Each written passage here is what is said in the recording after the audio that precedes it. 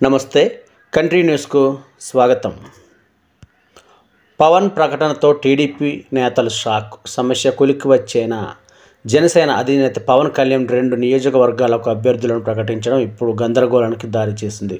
మండపేట, అరకు అభ్యర్థులను TDP chief Chandrababu Naidu ప్రకటించడంతో తప్పని పరిస్థితుల్లో తాను కూడా రాజానగరం, రాజోలు నియోజకవర్గాల జనసేన అభ్యర్థులను ప్రకటిస్తున్నట్లు నిన్న పవన్ చెప్పినట్టు విషయం తెలిసిందే. అయితే పవన్ జనసేన అభ్యర్థుల ప్రకటన ఆ 2 నియోజకవర్గాల టీడీపీ కేడర్ను షాక్కు గురిచేసింది. ఈ క్రమంలో శనివారం టీడీపీ కేంద్ర కార్యాలయానికి రాజానగరం, రాజోలు నియోజకవర్గాల కార్యకర్తలు భారీగా తరలివచ్చారు. పవన్ ప్రకటనతో ఆ 2 నియోజకవర్గాల కార్యకర్తలు హఠావుటిన టీడీపీ కార్యాలయానికి తరలివచ్చారు. పార్టీ రాష్ట్ర అధ్యక్షులు అచ్చెన్నాయుడుతో ఆ 2 నియోజకవర్గాల టీడీపీ కార్యకర్తలు సమావేశమయ్యారు.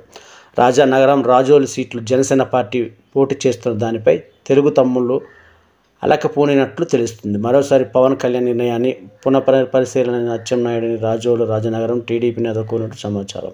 రాజోలుకు గొల్లపల్లి సూర్యారావు, రాజానగరానికి బొడ్డు వెంకటరమణ చౌదరి ఇన్ఛార్జీలుగా ఉన్న విషయం తెలిసిందే. దీంతో ఆ నేతల్లో ఆందోళన స్పష్టం కనబడుతుంది. పవన్ మరోసారి ఆలోచిస్తారా, చంద్రబాబు ఎలాంటి నిర్ణయం తీసుకుంటారన్న ఆందోళనలో ఆ 2 నియోజకవర్గాల తెలుగు తమ్ముళ్ళు నెలకొంది.